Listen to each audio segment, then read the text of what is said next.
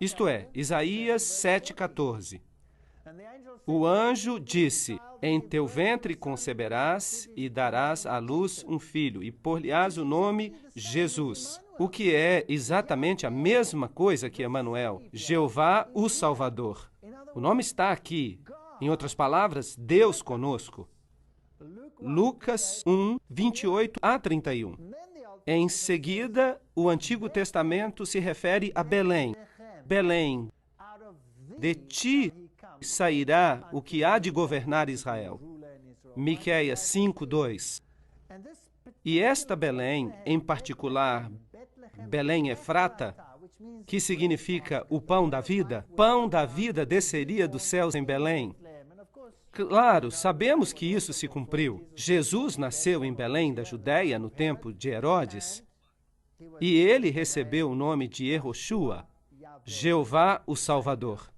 Jesus disse: porque o Senhor me ungiu para pregar as boas novas aos mansos. Esta é uma profecia do Antigo Testamento também, a restaurar os contritos de coração e a proclamar a liberdade aos cativos, a abertura de prisão aos presos e a apregoar o ano aceitável do Senhor, o dia da vingança do nosso Deus, e a consolar todos os tristes. Isaías 61, 1 e 2. Lucas 4, 18 e 19 nos diz que isso é exatamente o que Jesus declarou acerca de si mesmo. Fica claro que o Messias faria milagres, e os olhos dos cegos seriam abertos, e os ouvidos dos surdos seriam também abertos. Então, o homem coxo saltará como um servo, e o mudo cantará. E no Novo Testamento, Mateus nos diz, Lucas nos diz, que Jesus curava todos os tipos de doenças, ordenando que aos tristes de Sião se dê óleo em vez de cinzas, gozo em vez de tristeza, vestes de louvor em vez de espírito angustiado. Nos Salmos, lemos que o Messias falaria em parábolas. Em parábolas abrirei a minha boca. Tudo isso disse Jesus com suas palavras. Mateus nos diz isso. A Bíblia prediz a entrada triunfal. Isso está em Zacarias 9:9. Eis que o teu rei virá a ti, justo e salvo, pobre e montado em um jumento. Todas essas coisas são predições do Antigo Testamento. Até o meu amigo íntimo, em quem eu tanto confiava, levantou contra mim o seu calcanhar. Isso se cumpriu e lemos em Mateus que Judas Iscariotes fez precisamente isso. E que tal este texto de Zacarias? E pesaram o meu salário 30 moedas de prata. Até o preço que foi pago por essa traição estava definido no Antigo Testamento. Tomei então as 30 moedas de prata e as deitei no tesouro de Jeová. E foi exatamente o que fizeram. Compraram o campo do oleiro com o dinheiro da traição.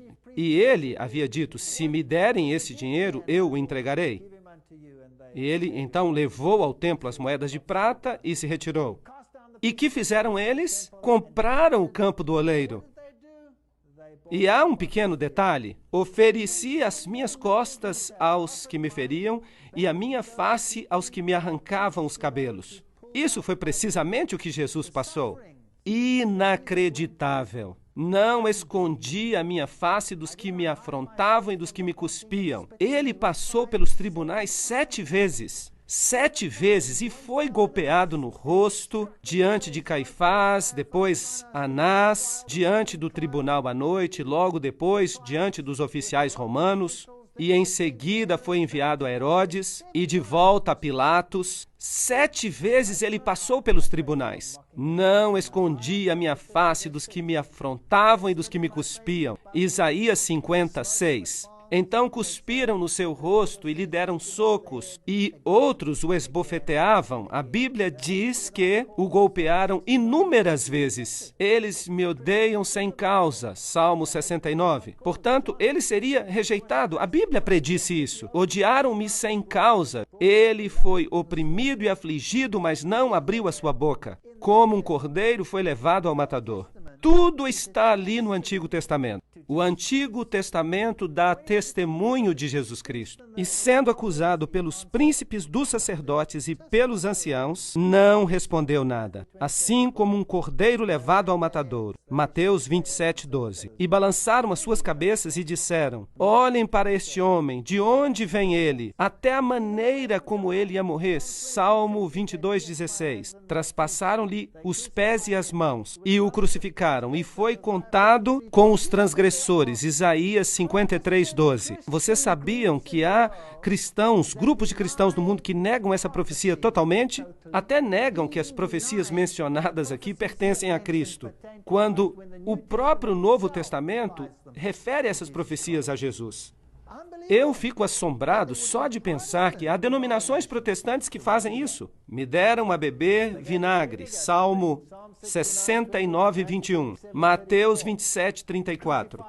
Crucificado com ladrões. Vocês sabem que foi assim que ocorreu. Olharão para mim a quem traspassaram, até mesmo a maneira com que seria crucificado. E ele levou sobre si o pecado de muitos e intercedeu pelos transgressores. Há várias profecias no Antigo Testamento acerca de Jesus. Lucas 23:34. Pai, perdoa-lhes, porque não sabem o que fazem. Cada pequeno aspecto acerca do Messias foi predito e é cumprido por Jesus Cristo. Repartem entre si as minhas vestes e lançam sortes sobre as minhas roupas. Antigo Testamento, Salmo 22:18.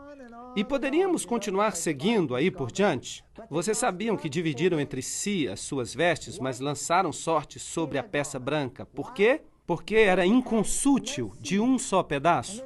E há uma tipologia nisso. A justiça de Cristo é inteira, perfeita. Ela é tão perfeita que não pode ser dividida. Por isso, lançaram sortes sobre a veste. Há uma linda tipologia aqui em João capítulo 19.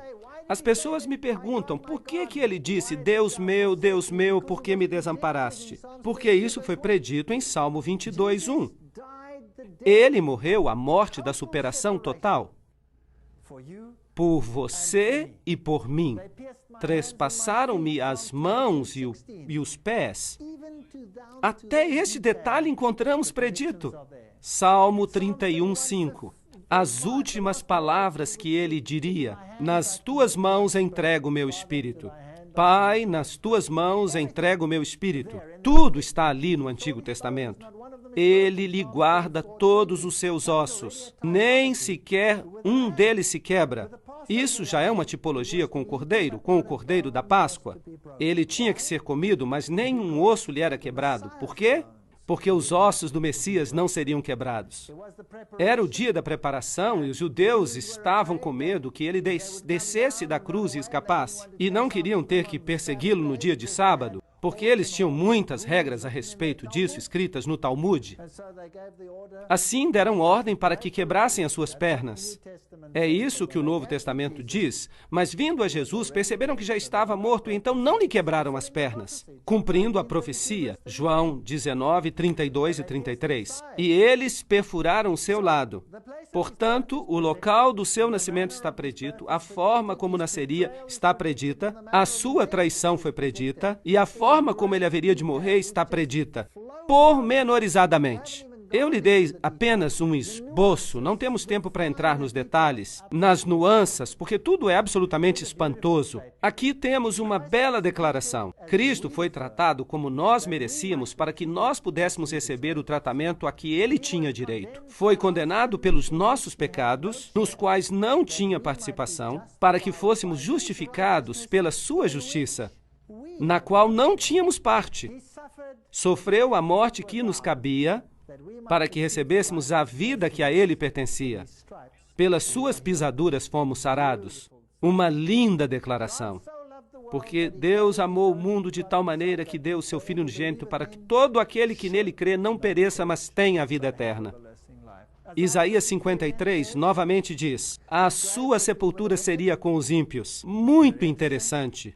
E esteve com o rico na sua morte. Ele morreu entre os ímpios, mas um homem rico lhe deu a sua sepultura. Mateus 27, 57 até 60. Confiram essas declarações. A forma da sua morte, a forma como foi sepultado, tudo está lá no Antigo Testamento. Alguns críticos dizem: esperem um momento. Quem sabe ele não foi apenas um personagem histórico e os escritores do Novo Testamento tenham escrito isso simplesmente para fazer crer que ele cumpriu as profecias. Agora, eu espero que vocês percebam que os escribas e os fariseus, eles nunca entenderam as profecias. Porque se eles tivessem entendido as profecias, eles teriam aceitado o Messias, certo? Então temos aqui a teoria de que esses fatos foram alterados.